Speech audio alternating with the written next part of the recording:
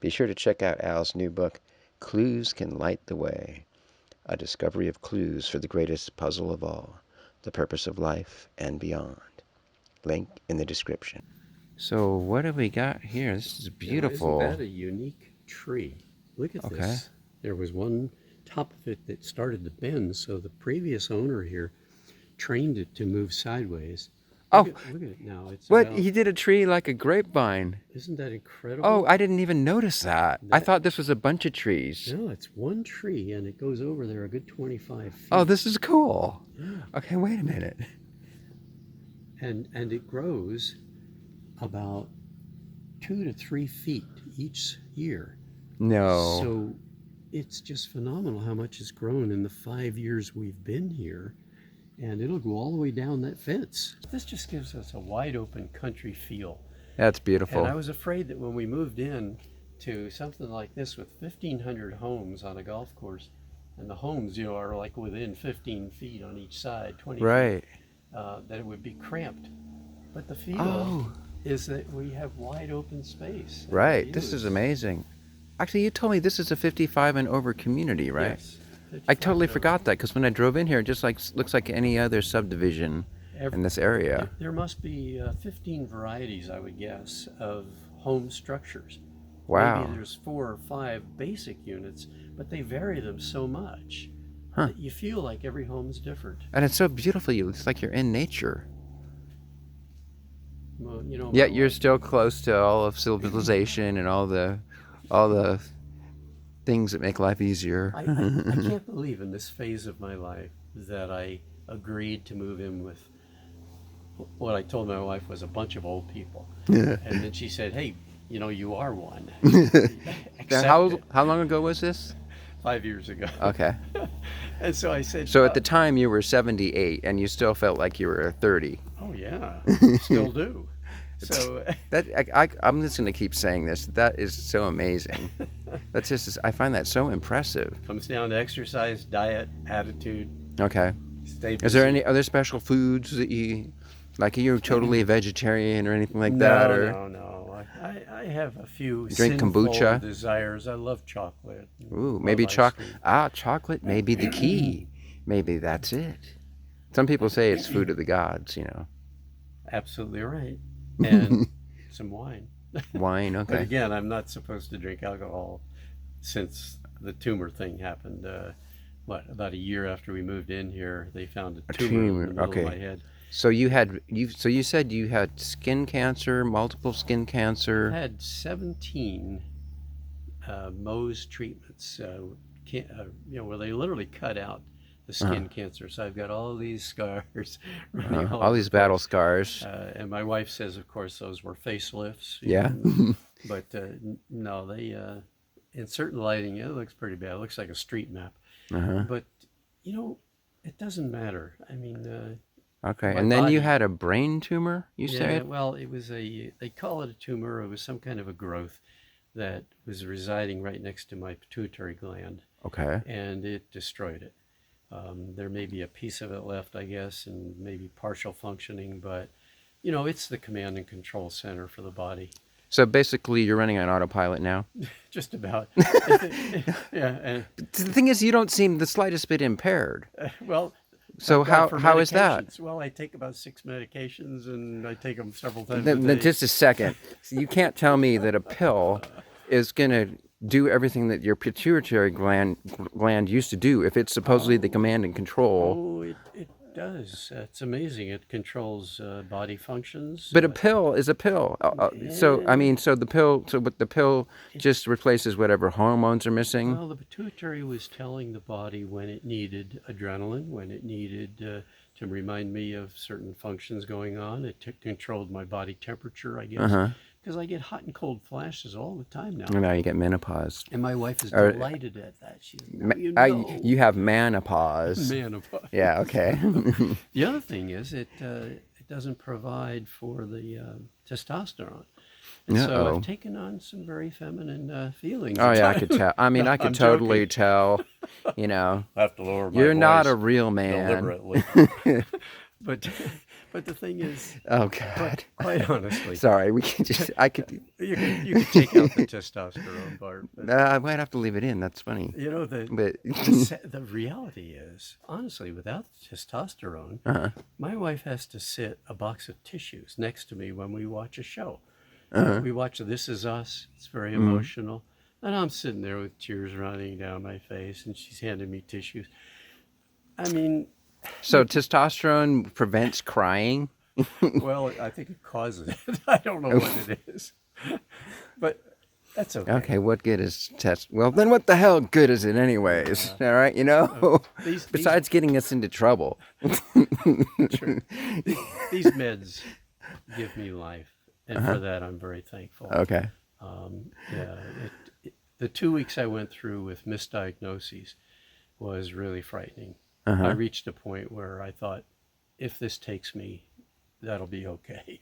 You know, when you feel that miserable, Uh-huh. you kind of reach a point where you wonder if it's worth putting up with it. And Now, then they what was finally this? figured out what it was. What now? What do you mean by misdiagnosing? Well, they didn't know what was causing me to not be able to sleep, Okay. to have severe pounding in my head Okay. for 2 weeks, where Okay. every heartbeat was like somebody pushing a pitchfork into my brain, Okay. and you can't sleep. And this was Couldn't. all the cause of the tumor?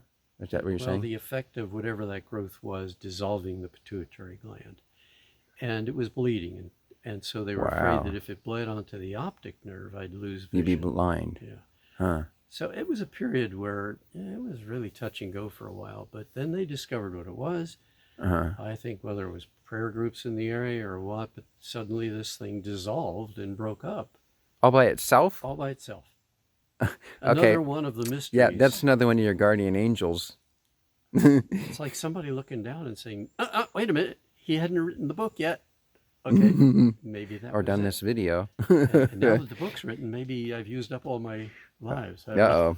Uh-oh. Well, cats have 9 lives, but you seem to have about 27, based on what you told in the book. It seems that way.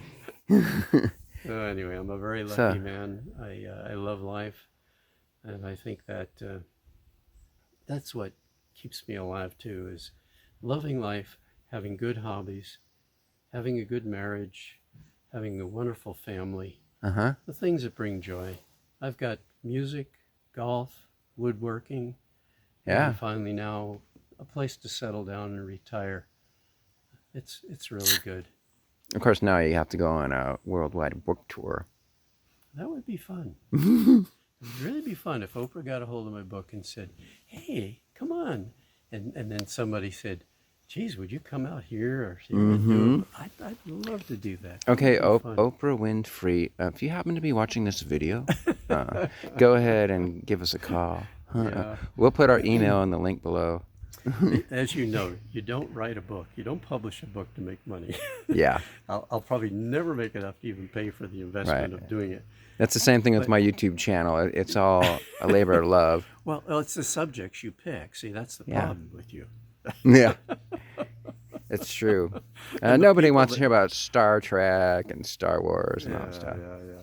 But we're on a new frontier now. Now we're doing this. We're on the up and up. So I think the new frontier will be waking up society to the fact that we truly are all interdependent.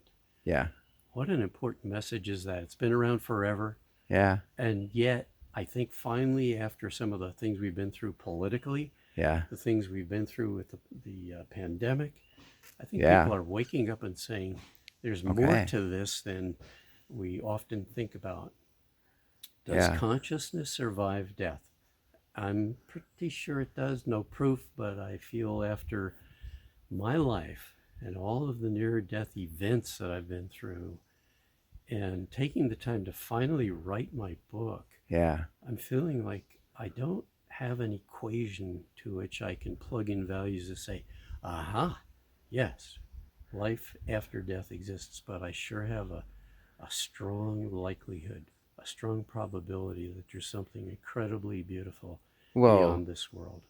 but you have more than that. I mean, either your dad is a total liar and and completely off his rocker, or else he just told you all about it. Well, that was a big, big factor in making me feel like it's highly likely. Again, some people might say, he imagined it, or it was medicines, or no, no, no, no. If people knew my dad before that experience and knew him after, Yeah, and read the thousands of books and thousands of experiences just like that right. with near death events, you start to say, there's got to be There's something to something. this. Yeah. So, chapter 10. Chapter 10. I kind of wish chapter 10 was chapter 1. If I was your editor, I would have switched them. But Yeah, the first two chapters were kind of funny with just trying to give people a feel for how my attitude, even as a 2-year-old, a 5-year-old, it got me into real trouble. yeah. Pulling that coffee off, the hot coffee pot off of the table, Yep. put me in the You were a hospital, troubled child right from the start. We know that. and still a troubled elderly. Title is Clues Can Light the Way.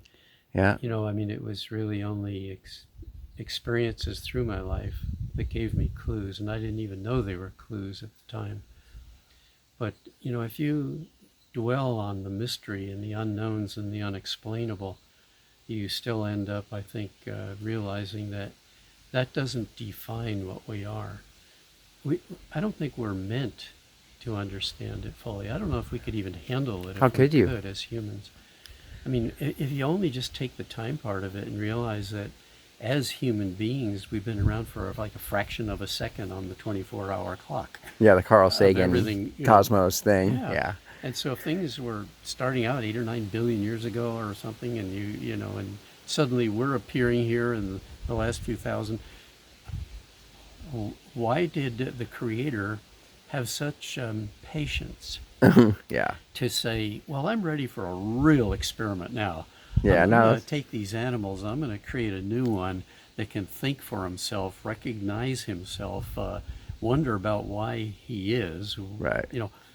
What an experiment in a fraction of a second out of the whole Right. clock of It time. doesn't really make sense. And so you can ask all those questions about space. What are the limits?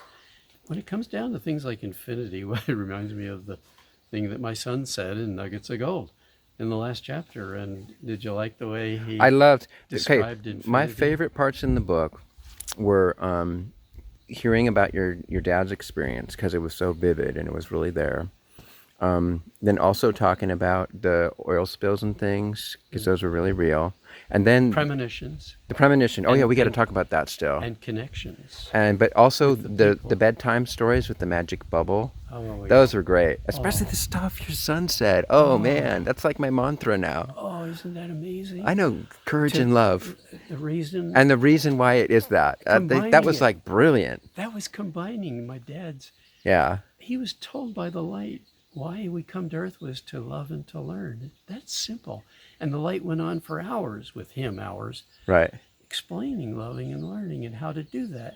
And then when it comes to the nuggets of gold in the last chapter, my son, between He was 7. 5 and 7 were Okay. those 3 events. Uh huh. For him to say something like that, to say to me, Dad, don't you wonder why he had come to that conclusion? He was describing a soul as I know, a that bundle was- of energy. That was so good. And, Yeah. and he's talking to me like he was my father. At times his tone even got deep, and he said, Dad, don't you wonder why? Why? Soul is like a bundle of energy? And then I'd be like, well, yeah, tell me. And he'd say, well, if you think about it, the world is filled with love. It's easy to love, but it takes courage to show it. And so the ball was made out of love and courage.